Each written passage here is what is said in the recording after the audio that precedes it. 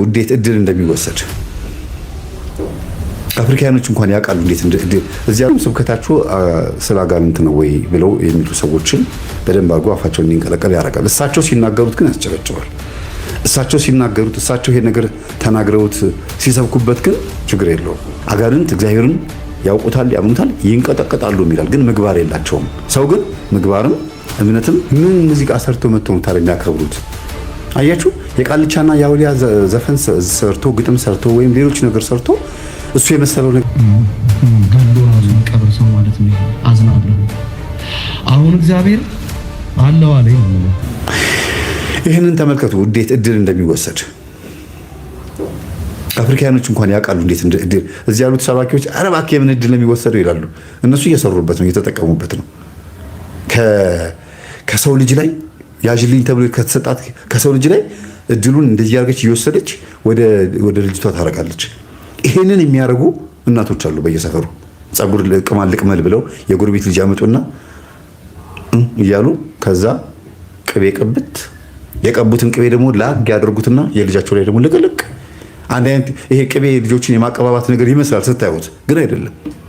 ይሄንን በተግባር እኔ በአይን የሚያየሁትም ነገር ነው። ራሳቸው እናቶችም የመሰከሩት ነው። ንስሐ የገቡበት ወስጄ ሳስቆርባቸው ንስሐ የገቡበት ጉዳይ ነው። እኔ ልጄ ነፈስ ሆና ስታስቸግረኝ የጎረቤት ልጅ ደግሞ ንቁ ልጅ ካለች ነይ ብዬ ጠርቼ እንደ ኩፍኝና እንደ ሞኝ ባገኝ ማለት ነው። ልጆች ተሰብሰቡ ተብሎ ቡና ይፈላና ሞኝ ባገኝ ያለበት ልጅ ከረሜላ ተገዝቶ ለልጆች ሲታደላቸው ኩፍኝ የሚባለው ወይ ሞኝ ባገኝ የሚባለው ለጎረቤት ይሄዳል። በዛው በሽታ እድልም እንደዛ ነው። ቅቤ ይገዙና ያመጡና ነይ እስቲ ሚጣ ልጄ ልቀባት ነው አብራችሁ ልቀባችሁ ይላሉ። መጀመሪያ የሚቀቡት ማን ነው? የጎረቤት ልጅ። ይኸውላችሁ መተቱ ከተወረወረ በኋላ መተቱ መጥቶ የወረወረበት ቦታ ላይ መተው ሲረግጥ እግሩን ሰበረው። ደንቃራ ማለት ይሄ ነው። ጮቤ ማለት ይሄ ነው። መተት ማለት ይሄ ነው። እድል ሰባሪ የሚባለው ይሄ ነው። እነሱ እንኳን አውቀውት እየሰሩት ነው። ነጭ እንትኖች አፍሪካኖች እንኳን አውቀውት ያለ ነገር ነው ማለት። እኛ ሀገር ውስጥ ያሉት ሰባኪዎችና አገልጋዮች ሰንበት ተማሪዎች ናቸው ይሄ ነገር ሊቀበሉን ያልቻሉት። ተረት ተረት የመሰላቸው እነሱ እንኳን የሚሰሩበት ነገር ነው። ስለዚህ እኚህ እናት ቅቤ ይቀባሉ። ከዛ ማንን ይቀባሉ? የጎረቤት ልጅ ይቀቡና ያንን ቅቤ ደግሞ ላግ ያደርጉትና ልጃቸው ላይ ደግሞ ልቅልቅ ያደርጉታል። እድል ተወሰደ ማለት ነው። ብዙ ደብተራዎች በቅቤ ነው ድግምት የሚሰሩት። ይሄን ታውቃላችሁ? ቅቤ መጥፎ ነው እያልኩ አይደለም ያለሁት። በጣም ብዙ የስርማሽ ቅጠል በጣሾች እንትን ስራ የሚገለጠው ወይም ደግሞ የሚሰሩት የሚቀምሙት ምን የሚሉት በቅቤ ነው። በእርግጥ በወቅቱ የነበረው ምርጥ ሎሽን ሊሆን ይችላል። ቅቤ ለእናቶቻችን አለ የተባለ ጥሩ ግራሶ ወይም ደግሞ ዘይት ሊሆን ይችላል። ቅቤ ጥሩ የዘመኑ አሪፍ መንቀሳቀሻ ሊሆን ይችላል ከጠረኑ በስተቀር ማለት ነው። ያው እኔ ስለማልወደው ነው። ግን እጅግ በጣም ብዙ ልጆች በቅቤ የተነሳና በተለያዩ ነገሮች የተነሳ እድል ተወስዷል። የብዙ ልጆች እድል። ይሄንን ያቀረብኩት በአፍሪካ ውስጥ ደግሞ መንፈሱን እንዴት አድርገው ወደ ህዝብ እንዴት እንደሚያጋቡ እንዴት እንደሚጠቀሙበት እንዴት ፊልም እንደሚሰሩበትም እንድታዩ ነው። በአፍሪካ ውስጥ አንደኛ በፊልም ስራ የታወቀችው ሀገር ማናት? ቡርኪና ፋሶ አይደለች? የሲኒማቶግራፊ ልክ ሆሊውድ ቦሊውድ እንደሚባለውና ኮፕቲውድ ነው ተብሏል። የግብፅ ኦርቶዶክሳውያን ሲኒማ በማደጉ ኮፕቲውድ ተብሏል ነው። እነዚህን ደግሞ የአፍሪካኖች ደግሞ ልክ እንደዚሁ በጣም ታዋቂ ናቸው ቡርኪና ፋሶች እና ብዙ ፊልም ይሰራሉ። በድግምት በአስማት በምናምን ሁሉንም ፊልሞቻቸውን ስታዩት እንደዛ ነው። ለምን? ኑሯቸው፣ ህይወታቸው፣ ውሏቸው ያ ነው ማለት ነው። በቃ እጅን ሾክን በሾክ ነው። መተት ስታረግባት መተት ታረግባታለች። ሻል ያለው ሰይጣን ያችኛዋን ዶሚኔት ያደርጋል ማለት ነው። ሌላ የተሻለ ነገር የለማ። ከስንት አንድ ናይጄሪያ ውስጥ ወይም የሆኑ ቦታዎች ላይ ጥቂት ኦርቶዶክሳውያን አሉ። የነዛው ሀገር ተወላጅ ሆኖ ኦርቶዶክሳዊ የኛ እምነት ተከታይ ሆኖ ግን ዜግነታቸው ያው ናይጄሪያ ሆኖ ማለት ነው። ከነሱ በስተቀር ሌሎች እንዳለ ላይፋቸው ያ ነው። በቃ አፍሪካ ውስጥ ኖርማል ነው። መተት ማድረግ፣ ድግምት ማድረግ፣ ማጂክ ማሳየት፣ አስማት ማሳየት ምናምን ኖርማል ነው። እግዚአብሔር እንግዲህ ጮኸን መጨረሻ ላይ እኛም ወይ እንደዚህ እንፈነገላለን እንደዚህ ዶሮ ወይ ደግሞ ትሰሙናላችሁ።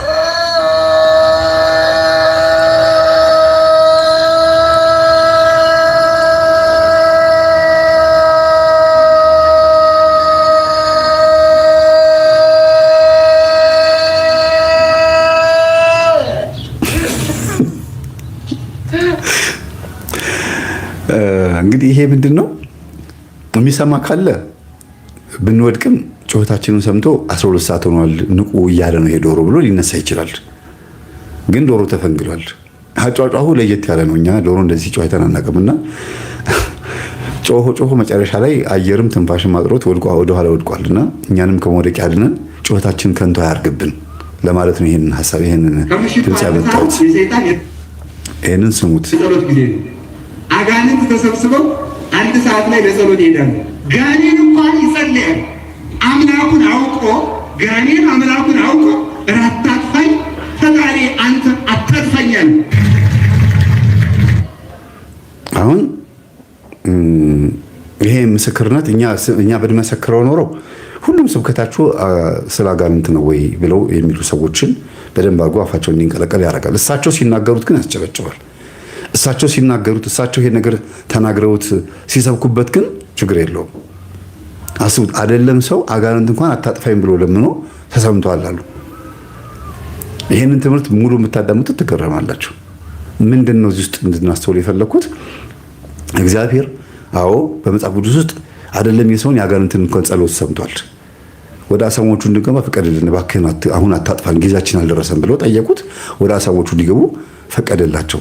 ሌሎች ገድላት ላይም ድርሳናት ላይ ያለውንም ልክ እንደዚህ ተመሳሳይ ጥቅስ አምጥተን ስናስተምርበት ግን ስብከቶቻችን በሙሉ ያ ነገር እንደሆነ አድርገው ሊያስረዱ ይሞክራሉና በእነሱ ሰፈር፣ በእነሱ ደጅ፣ በእነሱ አንደበትና በእነሱ አውደ ምሕረት ማይክሮፎን በኩል ያለፈ ስብከት በሙሉ ተቀባይነት አለው። እኛ አባት በረከታቸው ይደርብን። በሚያስተምሩት ትምህርት ብዙ ሰው ተለውጧል፣ ደስ ይላል። ግን በጣም ብዙ ቦታ ላይ ሲነቅፉ የምንሰማው እኛ ምን አስተምረውን ትምህርት ነው። ምን አለበት የቅድሙ ደብተራ የሚሰራውን ስራ በቤተ ክርስቲያን ውስጥ ነቅለው ቢያወጡት፣ ቢተባበሩና አለበት ቢያግዙን። ደግሞ ቁጭ ብለው አባት ከሆኑ ለቤተ ክርስቲያን ተቆርቋሪ ከሆኑ አራት አይና ከሆኑ ወንበር ዘግተው የሚያስተምሩ ትልቅ አባት ከሆኑ የተከበረው አባት ከሆኑ ምን አለበት ቁጭ ብለው ኮልታፋ ምን ሆን ዳህጸ ልሳን ያለን ምን ሆን ምንም በቃ ያልተሳካልን ዝም ብለን ያለ እውቀት ምናስብ ጥራዝ ነጠቅ ምን ሆን ግን ሰምተው በደንብ አድርገው አዳምጠው አክብረው እኔ የቻልኩትን ያክል ጥረት እያደረኩ እንግዲህ 7 ዓመት 8 ዓመት በዩቲዩብ አክብረውን እንደ ልጆች አይተውን ጠርተው በስርዓቱ ቢያናግሩ ይሄን ነገር ምን አለበት? እንዴ በአደባባይ ስለማያውቁት ነገር ሲናገሩ በጣም ነው የምናደደው፣ በጣም አዝናለሁ። ግን እየነቀፍኳቸው አይደለም። እኛን አባት አሁን ደግሞ መምህር ተስፋ የተሳደበ ብላችሁ ደግሞ ያ ነገር እንዳትናገሩ። መንፈስ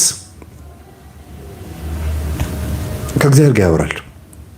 ግን መጥቶ ሄዶ አይደለም ፊት ለፊቱ አይደለም የሚያወራው። በተቀመጠበት ሰይጣን ሲያወራ እግዚአብሔር ይሰማዋል ማለት ነው። ባለበት ቦታ በወደቀበት ቦታ ሰይጣን ያው ሲያወራ ይሰማዋል። ባለበት ቦታ ይሰማዋል። ይሄ መቃቢያን 3ን ሙሉ ብታነቡት ሰይጣን ሲያወራ እግዚአብሔር ሰምቶት መልሶለታል።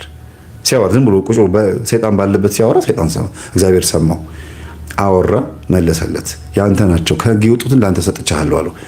ይሄንን ትምህርት ስናስተምረው ህዝቡ ምን እንዲሆን ነው? ባካችሁ ከሕጉ አትወጡ፣ ከሕጉ ስትወጡ ሰይጣን ያገኛቸዋል ስንል እኔ ላይ መብት የለውም ስልጣን የለውም የሚሉት ባዮቹ ራሳቸው ከሕጉ የወጡ ሆኖ እናገኛቸዋለን። ከባድ ነው። ብዙ እዚህ ውስጥ ብዙ ማለት የምፈልገው ነገር የለም።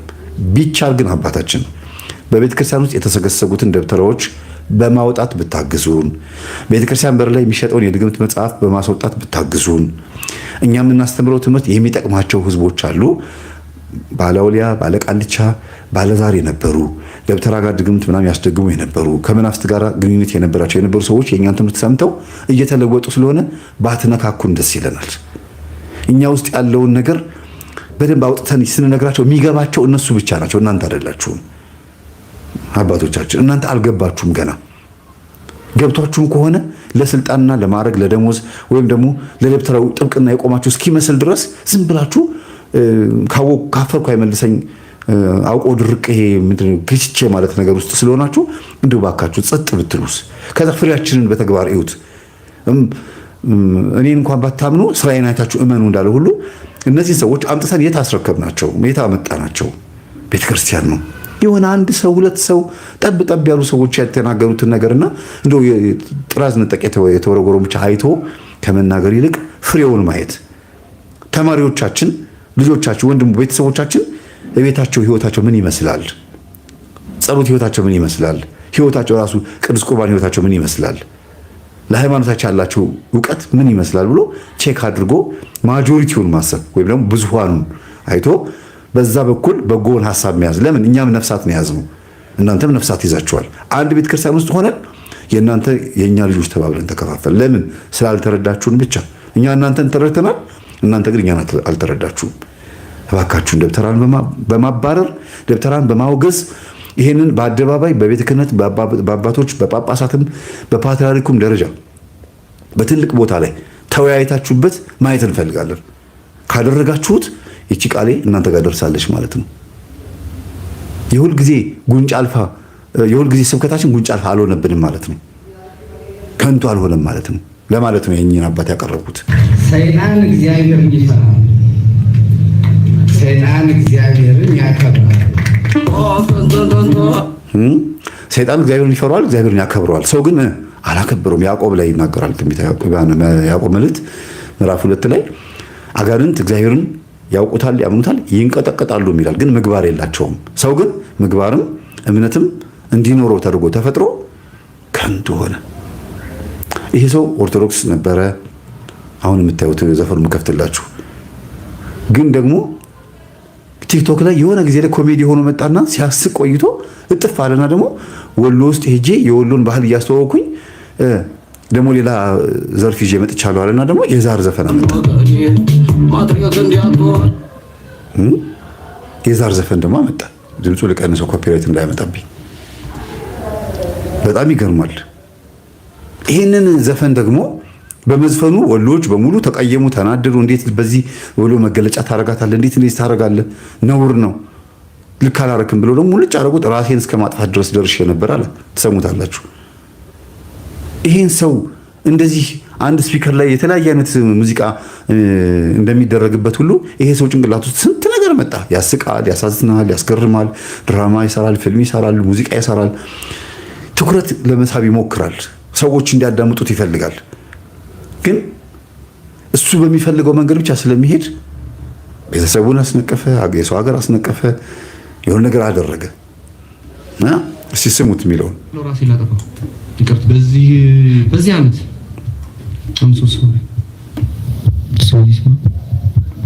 ፕራክቲካሊ ሞክራለሁ ራሴን ላጠፋ። ማን መለሰ ታዲያ? ጥሩ ነው። እግዚአብሔር እንኳን መለሰው። እያለቀሰ ነው።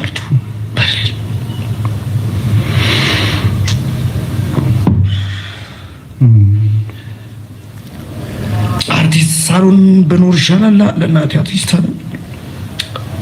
ሊሆን ለእህቶቼ ወንድም መሆን ይችላል። አሁን ይሄ ያለፈው ህመሜ ነው፣ ትዝ ስላለኝ ነው እንደዚህ ሆነ እና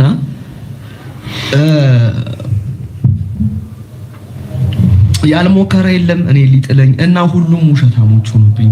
ሙዚቃ ለመሸጥ ብለህ የተሰራውን ሁሉ ይወደድ እንዴት ቆንጆ ሙዚቃ አይደለም? ክሊፑን አሪፍ ሰርቼ ምናምን ልክ ስልክላቸው አንተ ከበር የላቸውም ደብል ቲክ አድርገው ያሬዶ ይሄ ሙዚቃ በዚህ ተቃውሞ ጋር አንገዛም አይልም ሰው ዘይካል ሾው ሚ ሪስፔክት ነው እንደ ዝም ብለው የሚያባርሩ ያዩትና በቃላሽ ምን ሙዚቃ ሰርቶ መጥቶ ነው ታዲያ የሚያከብሩት?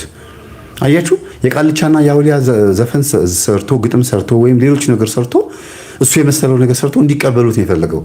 በቃ ጥሩ ነው በሉኝ ነው ባዩ። አሁን ይሄ ሰው ምንድነው መወደድ ብቻ ነው የሚፈልገው። ምን አይነት መወደድ? እኔ የሰራሁት ትክክል ነው በሉ ነው የሚለው። እኔ አሁን እዚህ ጋር እኔም እቃወመዋለሁ። ሙዚቃ ቤቶቹ እንኳን ተቃወሙት፣ እንኳን ሙዚቃውን አላስፋፉት። ለነገሩ በአሁኑ ሰዓት ሙዚቃ ቤት ሄዶ ተስፋፋ፣ በቲክቶክ ተስፋፋ፣ በዩቲዩብ ተስፋፋ፣ ያው አንድ ነው። በሁሉም በኩል ይስፋው። ያው ልዩነቱ ሙሉ ላይ ነው፣ የክፍያው ጉዳይ ላይ ነው። በዩቲዩብ ሲሆን ወይም በሌላ ማህበራዊ ሚዲያ ሲሆን ብዙ ላይ ያገኝበት ይችላል። በነዛ ሰዎች ከሆነ ግን የተወሰነ ጥቅም ሊያገኝበት ይችላል። ለፍቼ ሰርቼበት አሉኝ አለ። እነዛ ሰዎች ምናልባትም ሃይማኖታቸውን የሚወዱ በጣም የሆነ ስለ መንፈስ ነገር ማወቅ የማይፈልጉ ሰዎች ሊሆኑ ይችላሉ። አሁን ይሄን እዚህ ውስጥ የምናገረው ይሄ ልጅ የስንት ነገር ተጠቂ እንደሆነ በኋላ መጨረሻ ላይ ደግሞ የፕሮቴስታንት እምነት ተከታይ ሆንኩ አለ። ደግሞ ጌታን ብከተል ይሻለኛል፣ በቃ ከዚህ በኋላ 2017ን ሃይማኖቴን ቀይሬያለሁ ብሎ ደግሞ ሌላ ሄደ። አያችሁ ዛሩ እንዴት ቦታ እንደሚያስቀይር። ከዚህ ቤት ስለሱ ተናግሬያለሁ፣ በደንብ አድርጌ ነው ያወራሁት። አሁን አልደግመውም። እንዴት አድርጎ የቤተሰብ የእናት የአባት የዛር መንፈስ ወይም ደግሞ በዚሁ የዛር መንፈስ የተጠቁ ሰዎች በቡዳ ከበሉት ይሄ ልጅ እናቱና አባቱ ካላመለኩ ማለት ነው። ሄዶ ጫት ሲቅምም ሽሻ ቤትም ጋንጃ ቤትም ሄዶ ሲቅምም የገባበት ዛር ካለ ወይም መንፈስ ካለ ቡዳ ምንም መስተፋቅርም ካለበት ያ መንፈስ ይሄ ልጅ መረን አድርጎታል። ኤቲስት ፓጋን አድርጎታል። ሃይማኖት የለሽ አድርጎታል ማለት ነው። እግዚአብሔር ነፃ ወጣኝ ብሎ ደግሞ አሁን ያወራል። ስለዚህ ሚዲያ ላይ ሲመጡ አንደኛ አትርሱኝ ነው፣ ሁለተኛ ነገር ደግሞ መናገር የሚፈልጉት ነገር ስላለ ነው የሚመጡት እንጂ አዋቂ ሆነው አይደለም፣ ታዋቂ ሆነው ነው የምላችሁ። ለዚህ ነው ታዋቂ መሆንና አዋቂ መሆን ይለያያል። የያዝኩት ጥሩ ነገር አለ ተቀበሉኝ ማለት ይቻላል። ለምን አልተቀበላችሁኝም ብሎ ደግሞ መቆጣትና መናደር ግን አይቻልም። ለምን ሲባል የያዝኩት ጥሩ ነው ብሎ መከራከር እንደሚቻል ሁሉ አልፈልግም ሲሉት እሺ ይቅርታ ብሎ መመለስ ትክክለኛ ኢትዮጵያውያን ባህሪ ነው። የዛር መንፈስ ወይም ደግሞ የድቤና የዝያር የመንዙማ ግጥሞችን ይዞ መጥቶ ያንን ደግሞ ወደ ህዝብ ሲያመጣ ወረደ፣ ቀለለ። አይመጥነውም ለዚህ ትውልድ፣ ለዚህ ህዝብ አይደለም ለወሎ ህዝብ ቀርቶ በጣም የተበሳጩት የወሎ ህዝቦች እንዴት እንደዚህ ትላለህ ብለው ኮሜንቶቹን ብታዩ ያሳዝናል በጣም። እኔ አሁን እዚህ ውስጥ አላመጣውም። አሁን ይሄው መንፈስ አዘመነውና ወደ ፕሮቴስታንት ደግሞ ወሰደው። ለምን ሲባል ሲሞልጩት ሲሰድቡት የነበሩት ኦርቶዶክሳውያን ናቸው። ስለ መንፈስ የሚያውቁት ኦርቶዶክሳውያን ስለሆነ ግድ የሚላቸው ኦርቶዶክሳውያን ናቸው። አሁን ተቀይሞ አኩርፎ እንግዲህ ጴንጤ መሆኑ ነው ማለት ነው። ይገርማል በጣም። አሁን ሚስጥሩ ነው ያለው። ተከለ ያለም ሁሉም አስመሳይ ነጋዴ ነው። እነሆ ዘፋኝ የጥበብ ሰው በሙሉ እነሱን ተስፋ እንዳታረጉ እግዚአብሔርን ብቻ ተስፋ አድርጋችሁ ስሩ። እሱ ጥበባችሁ ሞገስ ይሰጣል፣ ያልፍላችኋል፣ ታድጋላችሁ። ከነሱ ጋር ከእንደዚህ አይነት ሰዎች ጋር ተስፋ አታርጉ። በቃ እናንተም እንደ ነጋዴ አውሯቸው በሚለው ውሸታሞች ናቸው ምድላሃለሁ። አሁን እኔ በሞት ኖሮ ግን ይፖስቱ ነበር አይፖስቱም። ራሴን ለማጥፋት ከሞከርኩባቸው አራቱ አንዱ ቢሳካ ኖሮ ያሬድ ማለት ነው ብለው ሊለቁ ነው እንግዲህ እነዚህ ሰዎች። አም ሶ ሶሪ ገሎ ራሱ የሚቀብር ሰው ማለት ነው። ይሄ አዝናለሁ። አሁን እግዚአብሔር አለው አለኝ ነው የምልህ። ከዛ በቃ አንድ ነገር አሳየኝ። ይሄ ሁሉ ሰው ለካ ጉዳዩን ወደ መንፈሳዊ ስትወስደው እየገደለ ያልሆነው ምክንያት ስላጣ ነበር ማለት ነው። I'm telling you bro, I'm telling you ለካ የሆነ ሰው አንተን ለማጥፋት አንድ እርምጃ ነበር የሚጠበቅበት ማለት። እስኪ አሁን ምንድነው እምነት አብርሽ የራስነት ኦርቶዶክስ ካንተ እምነት ውጪ የሆነ ሌላ ሰው የመናገር መብት የለህም። ግን ብትናገር የተናገርክበትን ለዛ ጉዳይ እየኖረ ያለ ሰው ምን ሊያደርግ እየፈለገ ነው? በመንፈሳዊ ጉዳይ እንኳን ነው ዓለማዊ ኬዞችን አታስብም እንዴት አለ። እኔ አሁን እህቴን ወይ እናቴን በጣም ከወደድኩ እናትን እንዴት ሆነ ወይ ምናምን ብሎ ይሆን ነገር ቢነግረኝ በቃ ለእህቴ መኖር ህይወቴ ከሆነ እህቴን የተሳደበውን ሰው ልገለው ወይ ልወጋው እየፈለኩ ነው ማለት አይደል? ሰይጣን በዚህ ድረስ ነው ምድርን የከባባት። ከዚህ ሁሉ መቅሰፍት እያዳነን የመጣ ነው እግዚአብሔር ብቻ ነው እያልኩክ ነው። ይሄን ነገረኝ። እስከ ዛሬ በቀን ሰላም ከምትላቸው ሰዎች ውስጥ ይሄ ሁሉ ሰው አንተን ሊገል እየፈለገ ነበር፣ ግን እኔ ነኝ ያተረፍኩ። አትንቦጃቦጃ አለኝ። ያለፈውን ህይወትና መከራ ያለፍከው ካንተ ጥበብ ውጪ ከሆነ ይሄኛው እንዴት አታልፈው? አንተ አሁንም ስፖንሰር ትላለህ እንዴ አለኝ። እነዚህ ስፖንሰሮች እኮ የሚያውቁ ነው እዚህ ስላደረስኩ ነው አለኝ። ስፖንሰሮች ይቅር በሉኝ አልኩ እንደ ገበሬው። አያችሁ የመናፍቅ መንፈስ እንደገባ ምልክቱ አለኝ እግዚአብሔር አለኝ ይላል። እንዴት ነው እንግዲህ አለኝ የሚለው በምንድን ነው የሚለው? እግዚአብሔር እንደዚህ ወርዶ በእንደዚህ አይነት አንደበት የሚነገር ነው? እግዚአብሔር ስለ ሙዚቃ ያግዛል እንዴ? እግዚአብሔር ጥበብን ሰጠ ሲባል ለሙዚቃ ለዘፈን ነው እንዴ? ለመውረግረግ ወይም ደግሞ ዘፋኝ ኃጢአት መንግስተ ሰማያትን ያወርሱ ለተባለበት ጉዳይ እግዚአብሔር ያግዛል እንዴ? እንዴት የሚያግዘው ለሙዚቃ? በጣም ይገርማል። ስለዚህ ስጋዊ ስሜታዊና ምድራዊ የሆነ ሐሳቦችን የሚናገረው ግን አሁን ስለ ወንድማችን ልተቸው አይደለም። ከሰማው ሊሰማው ይችላል፣ ቆርጣችሁ ስትለቁት ሊያየው ይችላል።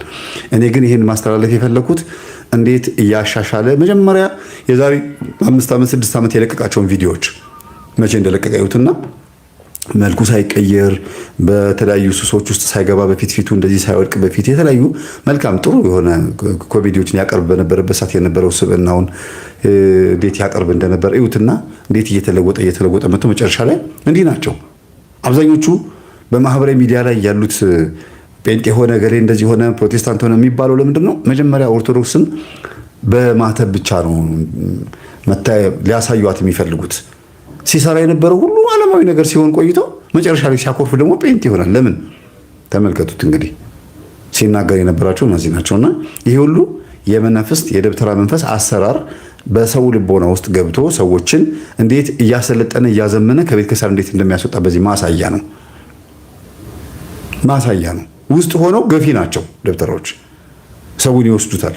አሁን ይህን ሰው እስቲ ስለ ቤተ ክርስቲያን ምን ትላለህ፣ ቤተ ክርስቲያን እንዴት ታያታለህ ቢባል በሁለት አንግል ለማየት ብሎ ይላል። ለምን ኦልሬዲ ወደ ፕሮቴስታንት የሄደው ኦርቶዶክስ ውስጥ ቅር የተሰኘበት ነገር ስላለ ነው።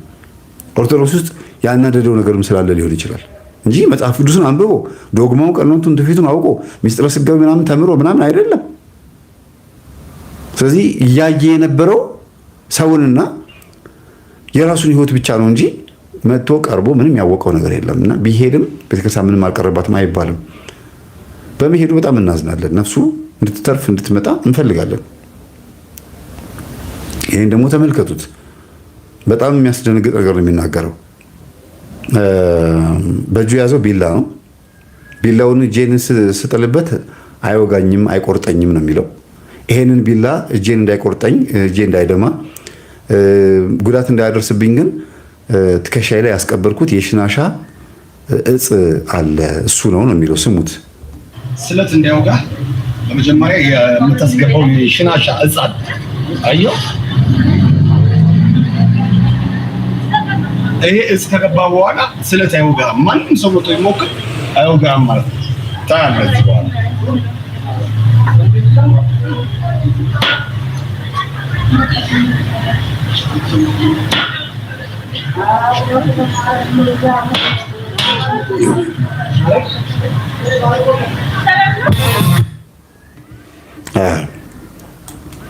አሁን ይሄ ደግሞ ሌላኛው አይነት ነው። ደግሞ በእጽ የሚያምን ነው። እዚህ ጋር ስላስቀበርኩኝ ነው እዚህ ጋር ይሄ ነገር የማይወጋኝ ብሎ ነው የሚያስበው።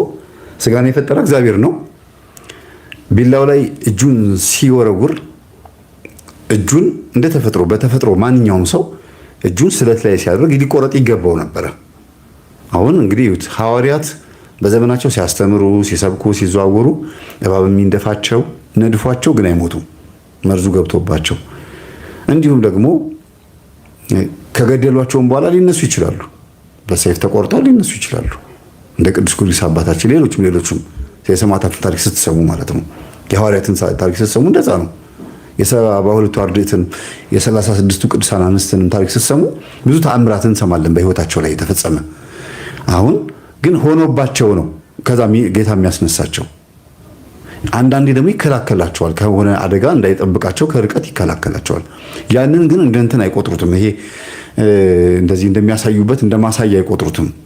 ሲድኑ የዳኑት ነገ ይችን ዓመት የተረፉት የሆነ ወንጌል ሊያስተምሩ እንደሆነ አስበው ነው እንጂ እግዚአብሔር እንዲህ ምናምን ብሎ እንደ ፕሮቴስታንት ሊመኩበት አይደለም። ይሄ ልጅ ደግሞ ምንድን ነው ያደረገው? አሁን ያያችሁት የሽናሻ እጽ ቀብር ያለው ነው ያለው። አሁን ማንም እየወከለ ነው? ሽናሻ የሚባሉትን ህዝቦች። ሽናሻ ማለት በአባይ ወንዝ አካባቢ ላይ ከሆነ ቦታ ሲፈልሱ ሺና ሺ ሆነው ተካፈሉ። እነዚህኞቹ ወደዚህኛው ወደ ጎንደር ወደ ጎጃም፣ እነዚህኞቹ ወደዛ ሄዱ። ሽናሻ የሚለው በልምድ ነው የመጣው እንጂ ሺና ሺ ማለት ነው። ሺና ሺዎቹ ተከፈሉ ይላሉና በድግምት በአስማት በስርማሽ በቅጠል በጣሽነት የታወቁ ናቸው ይባላል። እኔ አሁን ስለ ሰው ብሔር እያወራሁ ሳይሆን የሚባለውን ነው የማወራችሁ።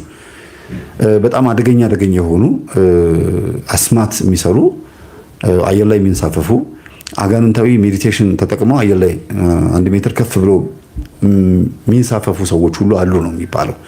ይሄንን አሉ ማለት ግን ሁሉም እንደዛ ናቸው ማለት አይደለም። እግዚአብሔርን የሚያከብሩ እግዚአብሔርን የሚፈሩ በጾም በጸሎት በቅዱስ ቁርባን የሚኖሩ ደግሞ ህዝቦች አሉ። ስለዚህ ስም ስለጠቀሰ ነው ይሄን የምናገረው ያለሁት። ያንን ህዝብ ስለጠቀሰ ነው። በአስማት በድግምት ሲነሳ መጀመሪያ ኢትዮጵያ ውስጥ የሚነሳው ሽናሻ የሚባለው ነው። ግን ደግሞ ናቸው ማለት አይደለም እነዚህ ህዝቦች። አሁን ይሄ ሰው ምን እያደረገ ነው? ወይ የሽናሻ ህዝብ ተከታይ ሊሆን ይችላል፣ ማነው የተወላጅ ሊሆን ይችላል፣ ወይ አስማቱን ስለ እጁን ስላልወጋው እያደነቀ ሊሆን ይችላል። ግን እንዴት ነው ይሄ ነገር የሆነው ስትሉ ቢላው ላይ እጁን እንደዚህ እያሳረፈ እንደሞከረ ሁሉ እንደዚህ ውግት አድርጎ ቢያሳየን ጥሩ ነበረ። ወይ ደግሞ እንደዚህ ግዝግዝ አድርጎ ሌላ ሰው በራሱ እጅ ከሚያደርገው ሌላ ሰው መጥቶ እንደዚህ ስንትር ቢያደርገው እሱ አንድ ማስረጃ ይሆነን ነበረ። ግን እሺ እንበል አድርገውትም አልተቆረጠም እንበል። አሁን ባይነህ ሌላችሁ ሰው መጥቶ ቆረጠውና አልተቆረጠም እንዴት ሊሆን ቻለ ስትሉ ስለ የሆነ ቢላ ስጋ ውስጥ ያልገባው በስጋውና በቢላው መካከል ማን አለ ማለት ነው? መንፈስ አለ። ቢላው ስጋ ውስጥ እንዳይገባ ያደነደነው ቢላውን አይደለም ያደነዘው እንዳይገባ የሚገረግር እዛ ላይ ያለ ኃይል አለ ማለት ነው። አየር ላይ ነው የሚንታከከው ማለት ነው።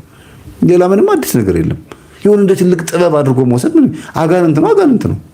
ስምዖን መሰሪ የሚባለውን አየር ላይ መናፍስቶች ይዘውት ብድግ አሉ። ሰው አየር ላይ ስለማይበር ሰው አየር ላይ ሲንሳፈፍ ስታዩ ያስገርማል ትላላችሁ። ግን አጋንንት ነው ብብትና ብብቱን ከፍ ያደርጉት። አጋንንት ደግሞ አይታይም። ቅዱስ ጴጥሮስ ሲያማትብባቸው አጋንንቶቹ ደንግጠው ሲሄዱ ሲሞን መሰሪ ደግሞ ወደቀ። ለምን? ያንሳፈፉት እነሱ እንጂ እሱ በኃይሉ አልተንሳፈፈም። ሰው ግን ምን ይል ነበር ይላል? የእግዚአብሔር ስራ የሚደንቅ ነው ይሉ ነበር ይላል። ስለዚህ ሰርከስ ሲሰሩ ምናምን ሲያደርጉ ሰዓት ባፋቸው ሲያደርጉ የተለያየ ነገር ሲያደርጉ ምንም አይደንቅም። አጋንንትን ከተዋረሱ ስጋቸው የአጋንንት ሆነዋል ማለት ነው። ስጋ ለበስ አጋንንት ሆነዋል ማለት ነው። ይሄ ልጅ አሁን ፌክ ይሁን እውነት ይሁን ተውት። ግን እውነት ሆኖ ቢሆን እንኳን እንምላችሁ እሳት ውስጥ ቢገባ እናቶች አላያችሁም? ይሄ እኮ የሚያስደንቅ ሆኖ አይደለም። ቡና እያፈሉ ባለዛር ቃልቻዎች፣ በተለይ ጨንገር የሚባለው መንፈስ ያለባቸው እናቶች ማለት ነው። አዳልሞቴና ጨንገር ያለባቸው ጀበናውን አናታቸው ላይ የሚንተከተከውን ጀበና ከእሳት አንስተው እዚህ ላይ ቁጭ ያደርጉታል። አይቃጠሉም። አንድ በሉ። ፍሙን እሳት ቀዩን ፍሙን እሳት አንስተው ምን ያደርጉታል? ይበሉታል። ኮርሽምሽም አድርገው ነው የሚበሉት። ምንም አይሆኑም። አይገርማችሁም?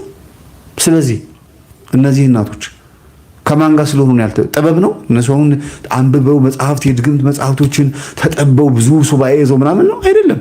ለረጅም ዓመታት መንፈሱ ስለገበሩለት ደም አፍሰውለታል፣ ቡና አፍልተውለታል፣ አምላኬ ነህ ብለውታል፣ የእናቴ አባቴ ከራማ ነህ ብለውታል። ተወዳጅተው ተቀራርበው ቤተሰብ ሆነዋል። ስለዚህ እሳቱ አይነካቸውም። ግን በምን በርኩሰት ነው።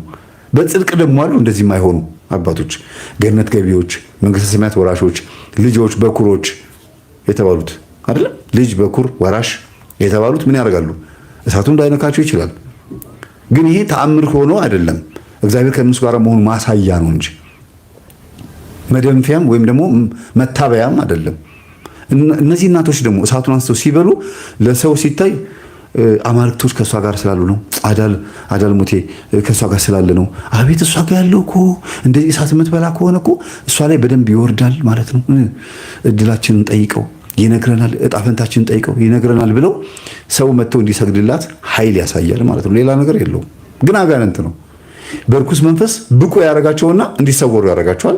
እግዚአብሔር ደግሞ በቅዱስ መንፈስ ብቁ ያደርጋቸውና እንዲሰወሩ ያደርጋቸዋል። አሁን ምንድነው ልዩነቱ? እነዚህኞቹ የሚሰወሩት ምን ለማድረግ ነው? እነዚህኞቹ የሚሰወሩት ምን ለማድረግ? ልዩነቱ እዚህ ላይ ነው የሚታየው።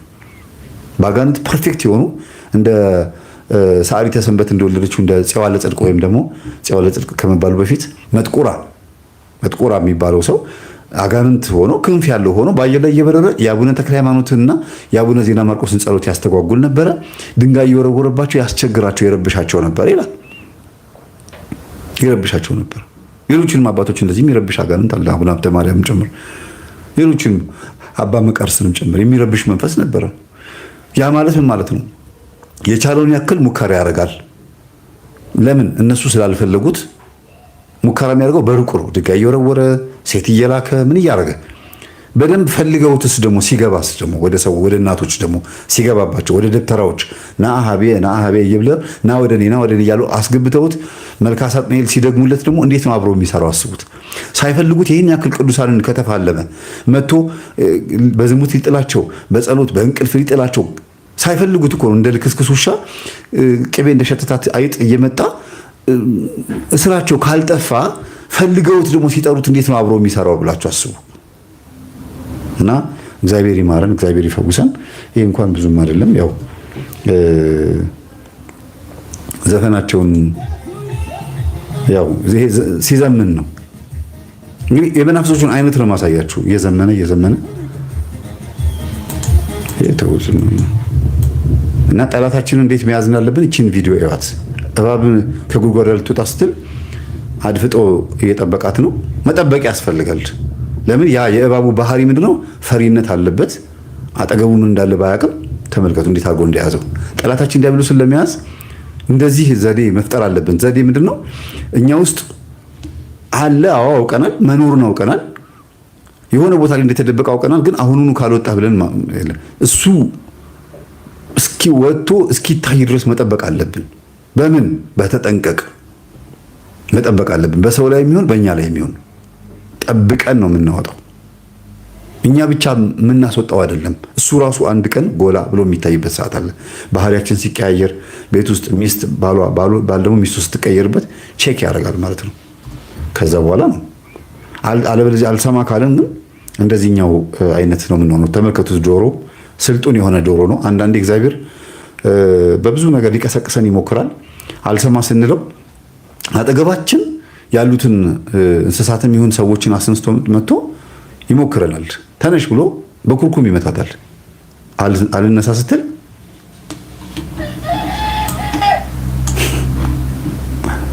ጆሮ ላይ ሆኖ አስነሳት ማለት ነው። ይሄ እንግዲህ ቅስቀሳ ነው። እግዚአብሔር እኛን ንቁ እያለ የሚቀሰቅስበት መንገድ ነው ማለት ነው። የቀረውን ቪዲዮ በሚቀጥለው አቀርብላችኋለሁ። ሰዓቱ በጣም ሄዷል። ባትሪም እያለቀብኝ ስለሆነ በጣም አመሰግናለሁ። 2 ሰዓት ከ40 ደቂቃ ሙሉ ስላዳመጣችሁኝ ጠቃሚ ነገር ነግሬያችኋለሁ ብዬ ተስፋ አደርጋለሁ። በጣም ነው የማመሰግነው። እግዚአብሔር ያክብራችሁ። እግዚአብሔር አጠገባችን ጆሮአችን ድረስ አምጥቶ የሚነግረን ነገር አለ። ኢርፎንም ሰክተን ሊሆን ይችላል። ስልካችን ነው እንግዲህ ጆሮአችን ድረስ ያለው። የኛ አላርማችን፣ የኛ አውራ ዶሮአችን ስልካችን ነው። የኛ ቀስቃሻችን መጽሐፋችን፣ ቤተሰባችን፣ አጠገባችን ያለው የምናየው ዜናው፣ ቴሌቪዥን ላይ የምናየው ነገር ነው። ያንን አይቶ ወደ ልብ መመለስን የመሰለ ነገር የለም። ይሄንን ሰምቶ ወደ እግዚአብሔር መመለስ የመሰለ ነገር የለምና እባካችሁን እንመለስ። መልሷቸው። ብዙዎች ሰዎችን ያልገባቸውን በፍቅር አንቋቸው፣ በትህትና አምጧቸው። እግዚአብሔር ሁላችንም ወደ ነበርንበት ይመልሰን።